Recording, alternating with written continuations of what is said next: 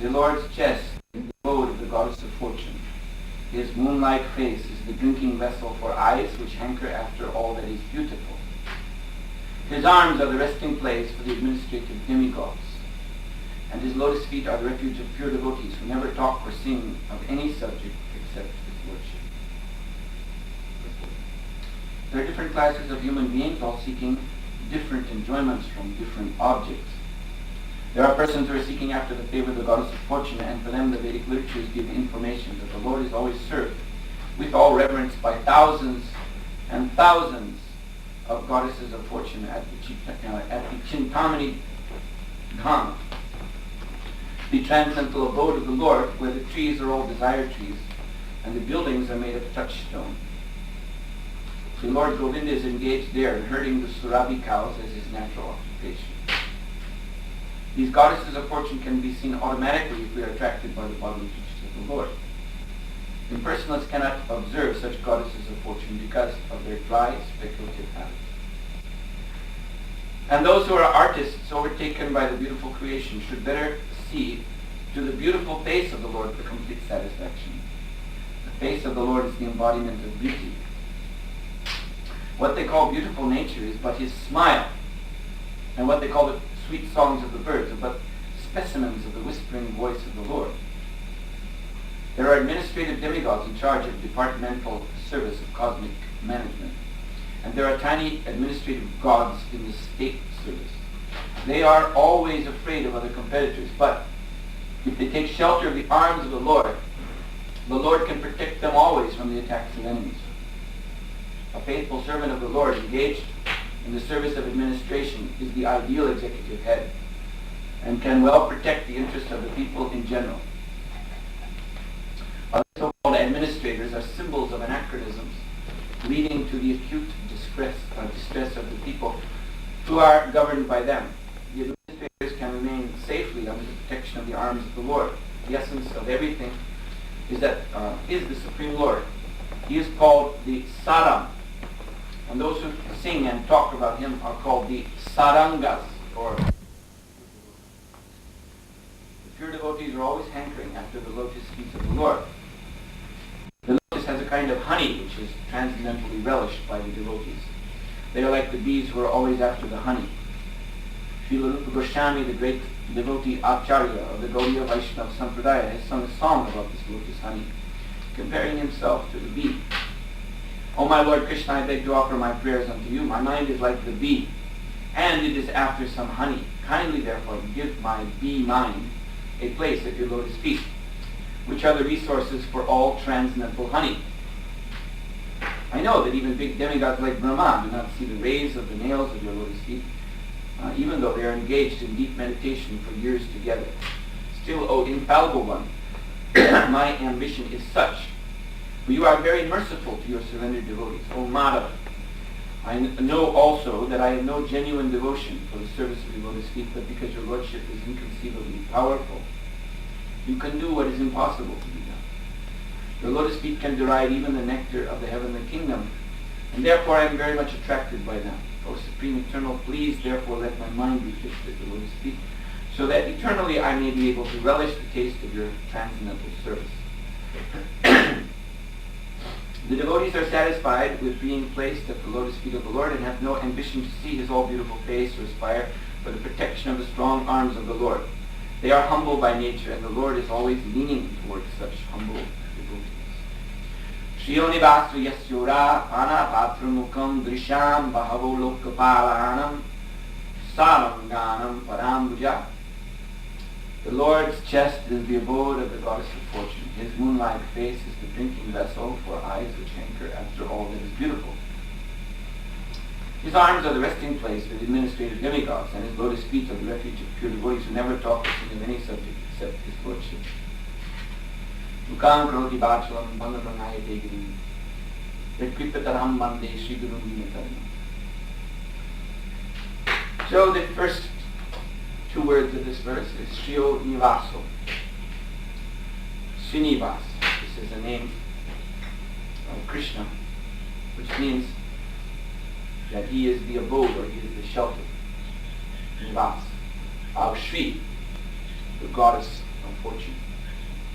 So as Srila Prabhupada explains in the purport, there are different classes of human beings, and all are seeking different enjoyments from different objects.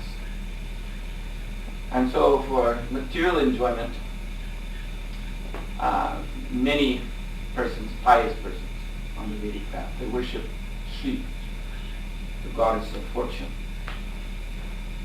They're worshipping, actually, very often, the same way Ravana worshipped the goddess of fortune, without Lakshmi. No, sorry, without Narayan. Lakshmi without Narayan. So, Lakshmi Ji, she manifests herself in this world in a form that can be approached by... Why is this, Prabhu? What is it that's so interesting out there that you keep going in and out? You cannot hear. Huh? You cannot hear. Translation. Oh, I see. Oh, anyway, Lakshmi Ji, she assumes a form in this universe known as Svarga Lakshmi, the Lakshmi of heaven, who is seen in Indraloka as Sachi Devi, the wife of Indra. And it is this Lakshmi Ji that also appeared as Draupadi, the husband of the 5 Pandavas. And furthermore, this Svarga Lakshmi, ultimately she expands herself into all women, or at least all women who are members of the Varna Ashram Dharma culture. In Varna Ashram, in Grahastha Ashram, a woman is, the wife is understood to also be a representative or a form of Lakshmi Devi. But actually Lakshmi, she is always, her real shelter is at the chest of the Lord. And that is seen in the spiritual world, in the Chintamani Dham. There are thousands and millions of Lakshmis in their original forms as gopis. And they simply serve Krishna. Now there is a sense that these Lakshmis have other husbands,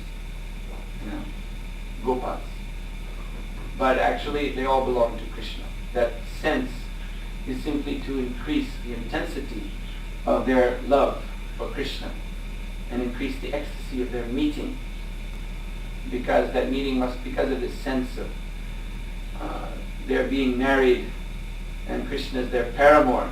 So the meeting and the sporting with the Lord is very, very confidential.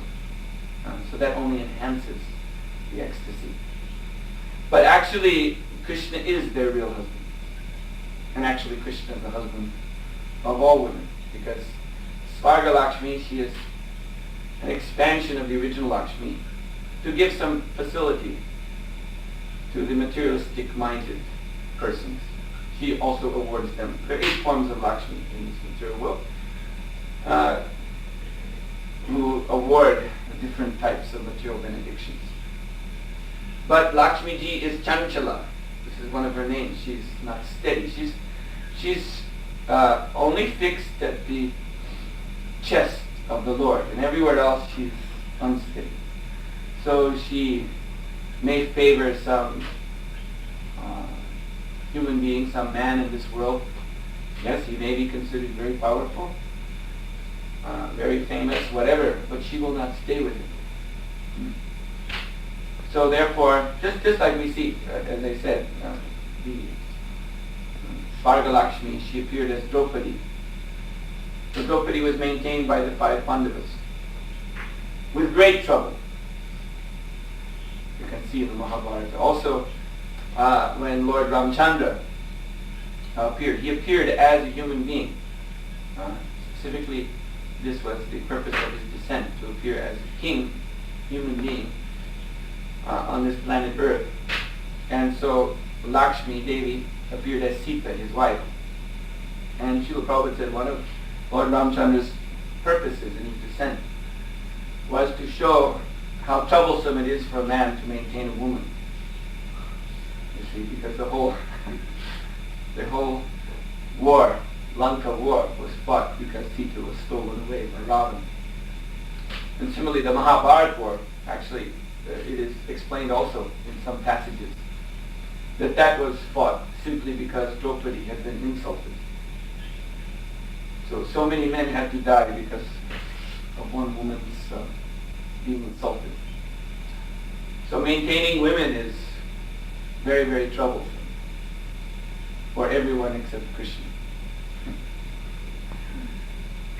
So therefore Krishna, he is Srinivas, he is the real shelter of Lakshmi Ji and all of her expansions, which ultimately include even the human females of his planet.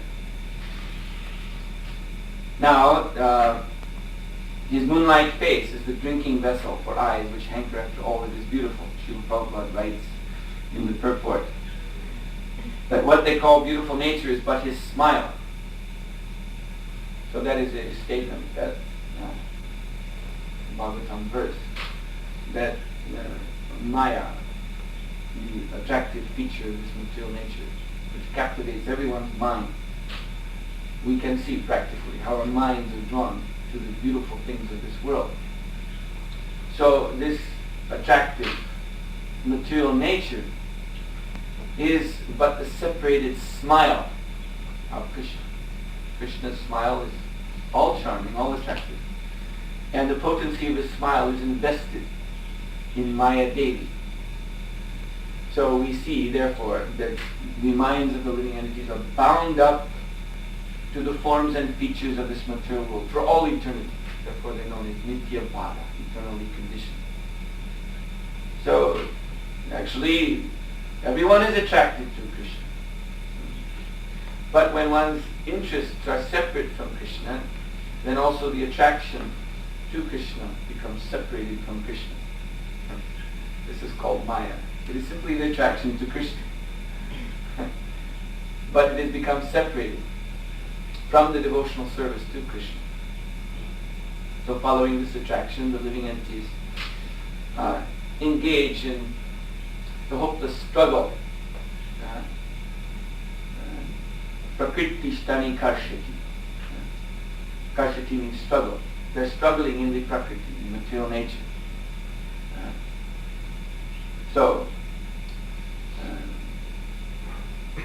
This struggle can only be halted, can only be stopped when the original attraction is revived. So this is the process Srila Prabhupada explained.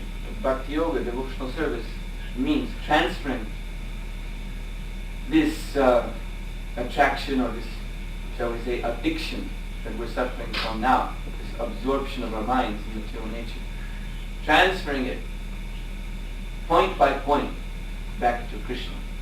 And this is why one must hear Śrīmad-Bhāgavatam in particular. Śrīmad-Bhāgavatam. Now Bhagavatam refers to the Supreme Lord. Śrīmad means all beautiful. Again, this word Shri. Lakshmi Ji is all beautiful. So the Śrīmad-Bhāgavatam is full of the nectarian, all beautiful descriptions of the name, form, qualities, pastimes, activities of Krishna. Now our minds are absorbed in the perverted reflection of Krishna's name, form, qualities, activities in this material world. So to return our minds to Krishna, we have to hear from Śrīmad-Bhāgavatam, because Śrīmad-Bhāgavatam is so designed, canto after canto. As you know, there are 12 cantos of Śrīmad-Bhāgavatam. The first canto is his lotus feet. The 10th canto is his smiling face. And canto after canto, one raises his meditation upon the transcendental form of the Lord.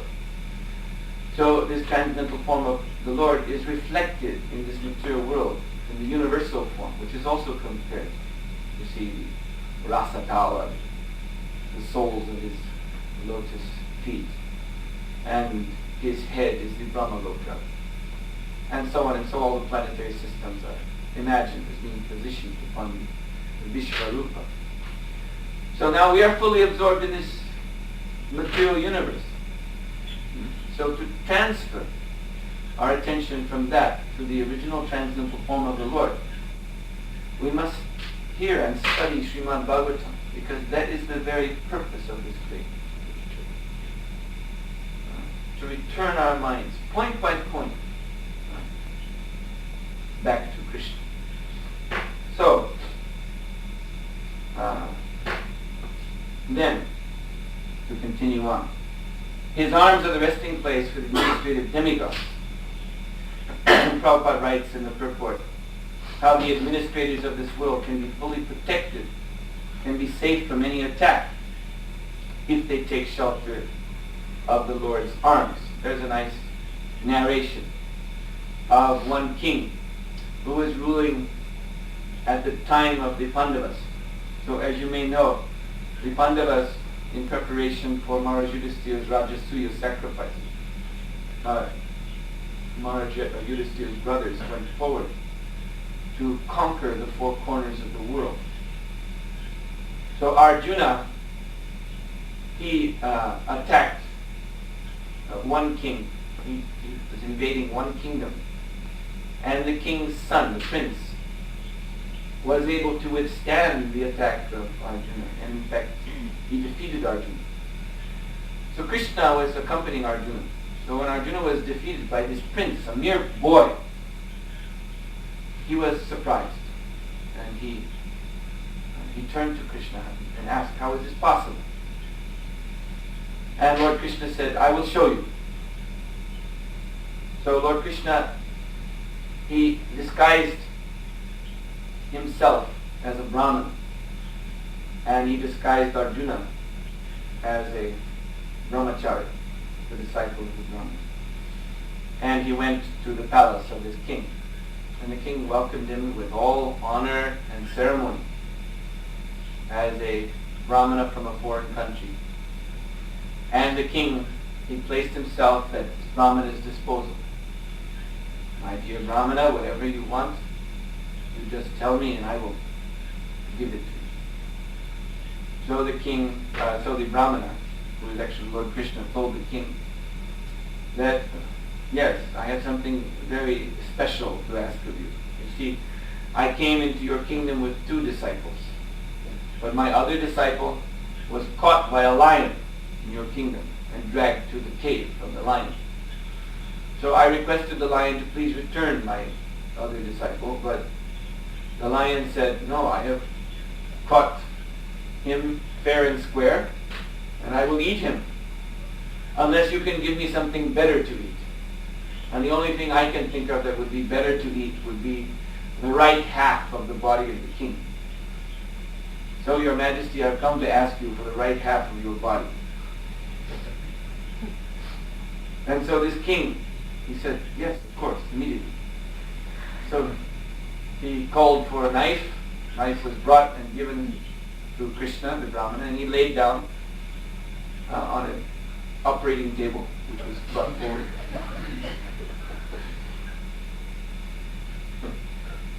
At this moment, the queen, the king's wife, she stepped forward and said, please, said to the Brahmana, that in Shastra it says the wife is half the body of the husband. So why don't you just take me, and the lion can eat me?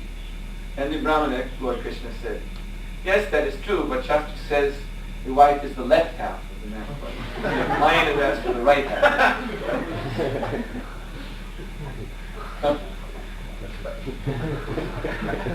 So then Krishna, he raised the knife, and as he was bringing the knife down to begin severing the king's body in half, then the left side of the king's body began to tremble, and tears began to flow from the left side of his body. So the Brahmana said to the king, what is this? Brahmanas are only supposed to accept voluntary charity. But you are now exhibiting signs of distress, showing that you do not want to give this that I have asked. So then how can I accept? And the king said, no. He said, the left half of my body is in distress because it's unable to render as much nice service to the Brahmanas as the right half. So therefore, the left half is showing this distress. So then, Krishna, he put the knife down. He said, all right, And he turned to Arjuna and he said, "This is why you cannot defeat this king." Because he is so surrendered to the Brahmanas. You see, they function in the Varnashram social order of the Kshatriyas, as explained here, to be the arms as the universal form of the Lord. The administrative demigods headed by Indra, they are the arms of the universal form. So on this planet, the administrators, the Kshatriyas, are also the arms of human society. And these arms are meant for protection, particularly for protecting the head. So Brahmanas are meant to be protected by Kshatriyas. So when a Kshatriya is fully surrendered to the point of this king who is ready to give half of his body to a Brahmana upon request, then such Kshatriya is fully protected by the Lord himself. So when Krishna revealed his identity and Arjuna revealed his identity, then this king became ecstatic and he bowed down at the Lord's lotus feet, considered himself most fortunate that Krishna had entered his kingdom. And he respected Arjuna and became Arjuna's great friend.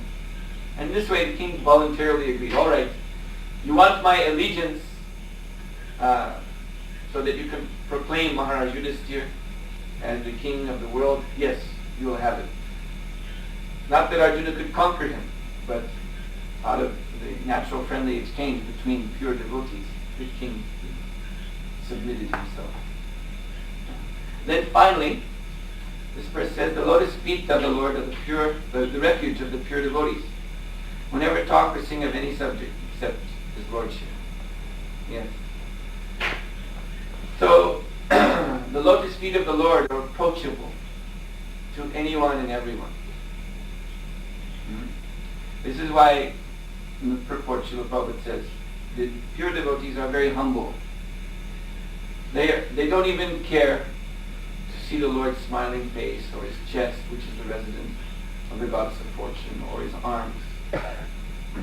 They only aspire for the nectar of Krishna's lotus feet. Because these lotus feet are most accessible. That's where Krishna has placed all of his special mercy at his lotus feet. The Lord has said, there's a very beautiful verse, Sakrit eva prapano yas tavasmiti, in which he proclaims that I promise, he says, Dadami etad vratam nama. It is my vow. Vratam. You know this word, vrat. So the Lord says, I have taken a vow that Sakriya Deva Prapano Yas,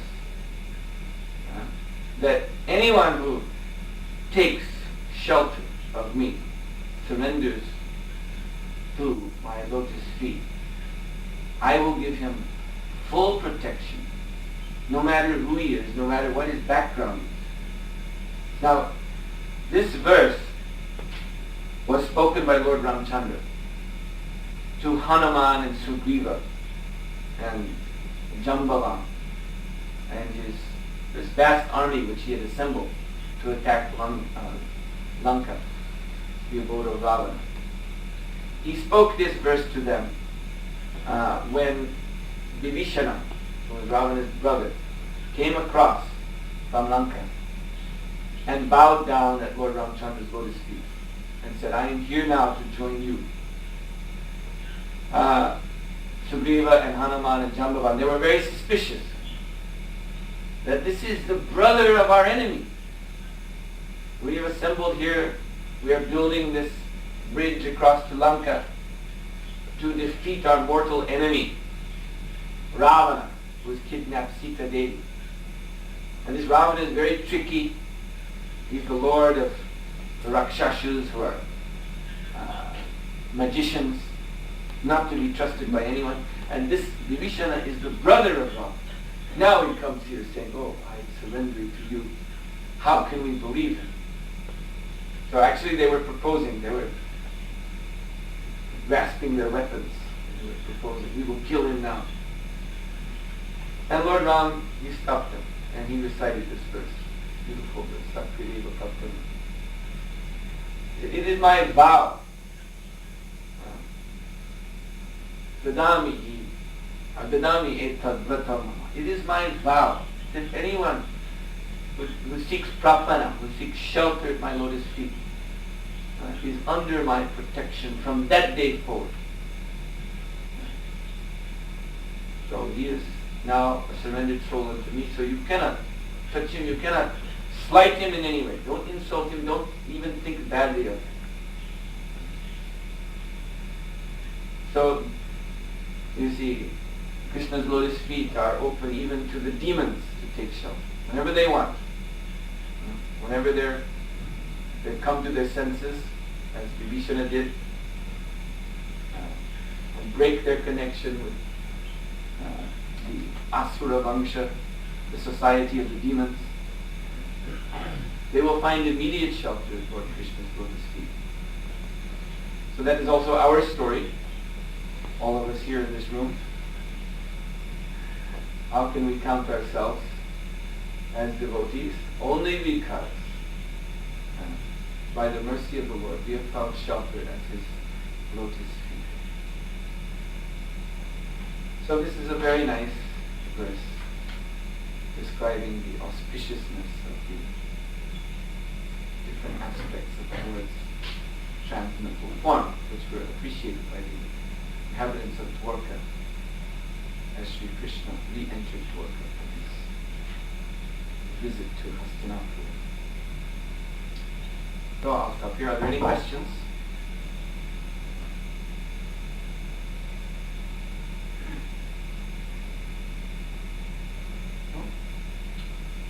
I wanted to ask, I heard that Lakshmi is actually a servant, she's in Dasara, and only the gopis are in Madhurya.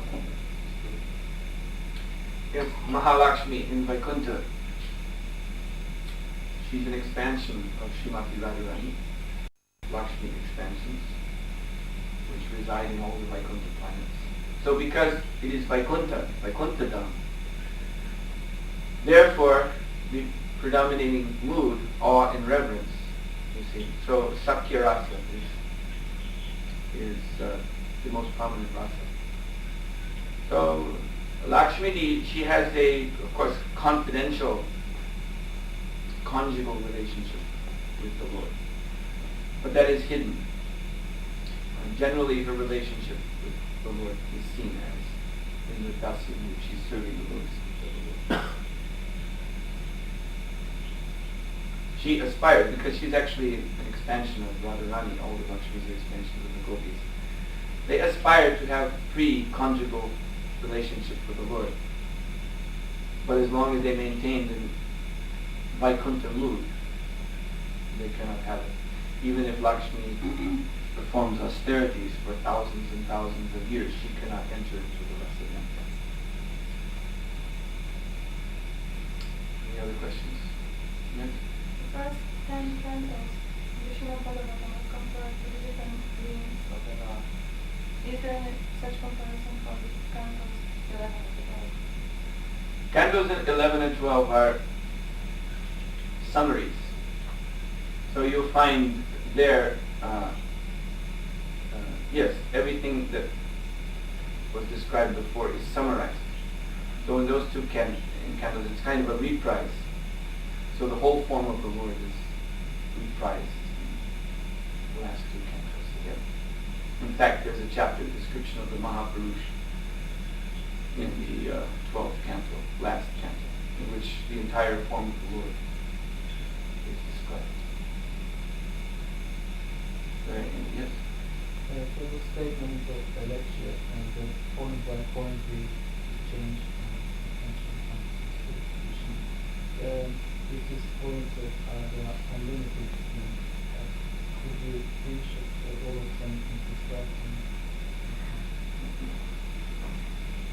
Well, point by point means, for instance, just like the rasas are described.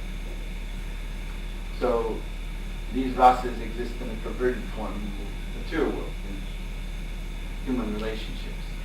So we have to transfer our affection affection, our emotional affection, entirely away from the material nature and fix these emotions at Krishna's lotus feet.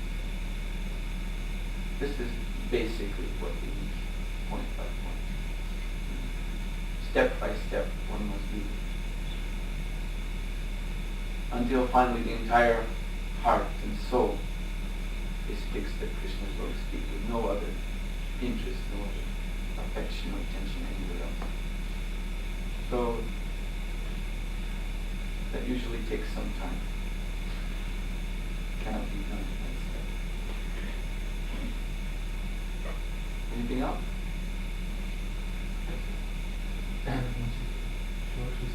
Могут ли меняться свои расы с помощью часто видео, по-другому, Yes, they can change his rasa by taking part in the pastimes of Śrīmad-Bhāgavatam. Lord Chaitanya is offering the highest relationship to anyone who sincerely takes up his mission, both externally and internally. There are two aspects. Lord Chaitanya's mission, the external, which is the Sankirtan mission, preaching, and the internal mission, which is to become absorbed, fully absorbed in the Lord's chanting pastime. So yes, Lord Chaitanya Mahaprabhu is offering to all comers, to anyone who comes, the conjugal relationship with Krishna.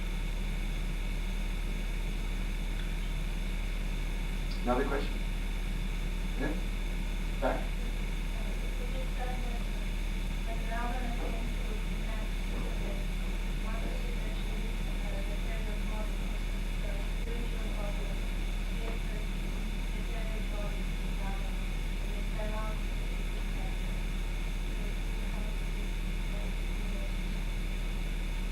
Yes, when the demon Maricha appeared on the scene in the form of a golden deer with silver spots and turquoise hoofs, very beautiful, extraordinary deer, and Sita Devi was attracted and requested Lord Ram to catch this deer. So, before pursuing the deer into the forest, Lord Ramchandra told Lakshman to stay and protect Sita Devi. But then, when Ram killed the demon in the form of the deer, because he could gradually, by pursuing the deer, understand that this was not an ordinary animal. This was some being with mystic power. So he could detect that this was a Rakshasa. So he fired an arrow and killed the deer. And so Maricha, with his last breath, he called out, "O Sita, O Lakshman, help me." He called out in the same voice of Ramchandra. So when Sita Devi heard this, she became alarmed. And she told Lakshman he must go. Lakshman tried to stay, but she rebuked him. So before leaving, he drew a circle, a magic circle, around Sita Devi, circle of fire, so that no one could cross this circle without being consumed in fire. So after Lakshman had gone, then Ravana appeared on the scene, dressed as a sannyasi. And he pretended to be weak from hunger. And in this way, he enticed Sita Devi, because he could not cross that circle. So he enticed Sita Devi to come across herself. So what happened was, when she stepped across the circle, then Agni-Deva, who is the Lord of Fire, he lives in that fire. So he took the original form of Sita instantaneously and took her to his abode in the Agni-Loka and substituted Sita with Vedavati. Vedavati is another form of Lakshmi, the Bhu, Bhu Shakti. So Vedavati had been harassed, she's been accosted by Ravana in her previous lifetime when she was performing meditation in the Himalayas. He was trying to drag her by her hair. And in great anger, she cursed him. Because she was performing meditation to get Lord Vishnu as her husband. This is a very interesting aspect, that she's another expansion of Lakshmi, and she's a competitor. She's actually a competitor with Sita Devi.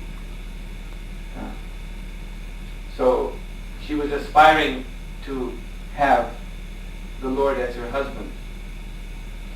So she would get that opportunity later on in her next life, when she would be kidnapped by Ravana, taken to Lanka, and be saved again by Lord Ram. So anyway, Vedavati, then she stepped out of the circle, and she had cursed Ravana after he had dragged her. She said, "I will come again in my next life and destroy you." And then she consumed her. Her body was consumed in flames. But actually what happened was that she simply went to the Agni Loka and waited there for the switch to take place. So Vedavati is the Maya Sita. So Ravana was able to take her to Lanka, but she actually was the cause of his destruction.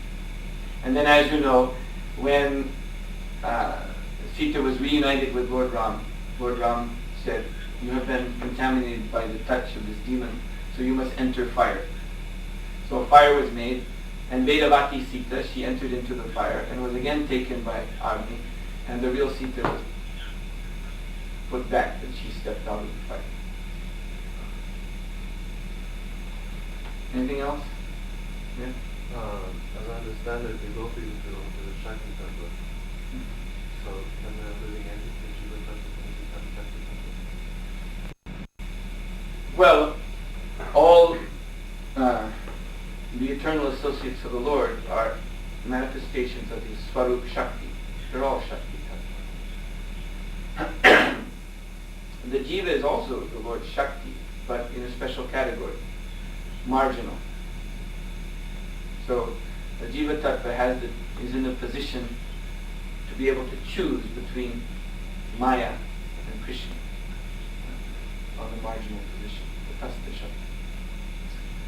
So by the grace of Yoga Maya, the liberated Jiva can become incorporated into the Swarup Shakti and become confidential, eternal, Nitya Siddha, associate of the Lord. Anything else?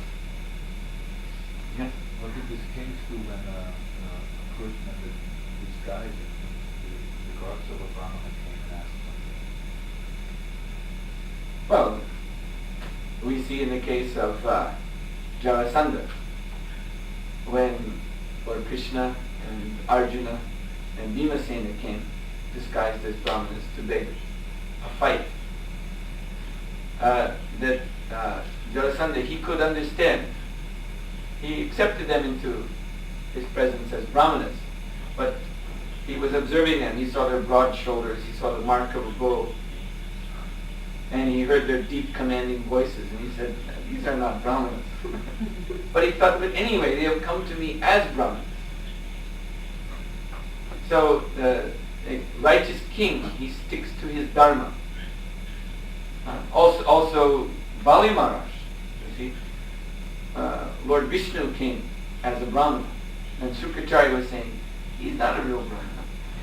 He's Vishnu. He'll take everything away from you." But Bali Maharaj said, "I don't care.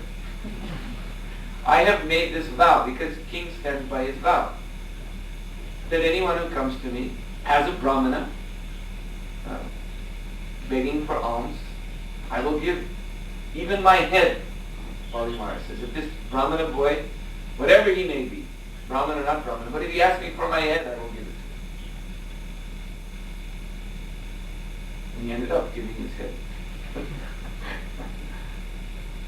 So a righteous king, he's situated in his own dharma, and he renders service to even so-called Brahmanas.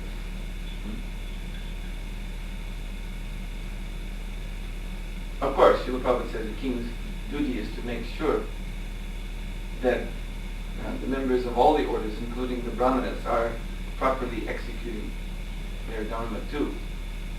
So it's not that a king could be misled or cheated. But if someone came as a Brahmana and there was no evidence that he was a sinful person, disguised as a Brahmana, but if he's a worthy person, he may not be a Brahmana by birth. Narada Muni says in Śrīmad-Bhāgavatam that one has to judge by the qualities, not by the birth.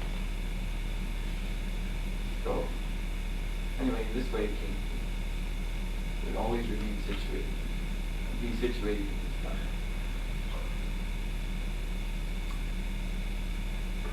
Is that all? Yes? Are we going to follow such standards in this country? Yeah, well, let's wait for some king to know. If there's a king, we can do it. Yes? Who is Vairagya Lakshmi? This is mentioned, Vairagya Lakshmi is mentioned in a verse by Sanatana Goswami. No, it is a verse praising Sri Sanatana Goswami, who,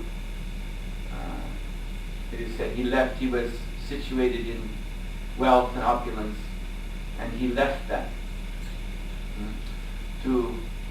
He left that form of Lakshmi, in the form of material opulence, to take shelter of the Vairagya Lakshmi, the Lakshmi Devi of renunciation.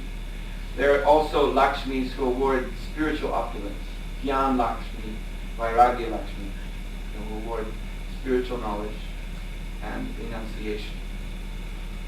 So this Vairagya Lakshmi is mentioned. Sanatana Goswami gave up the shelter of the Lakshmi who awards material opulences and took shelter of the Lakshmi of renunciation when he took sannyas. Anything else? Srila Prabhupada ki jai. Śrīmad-Bhāgavatam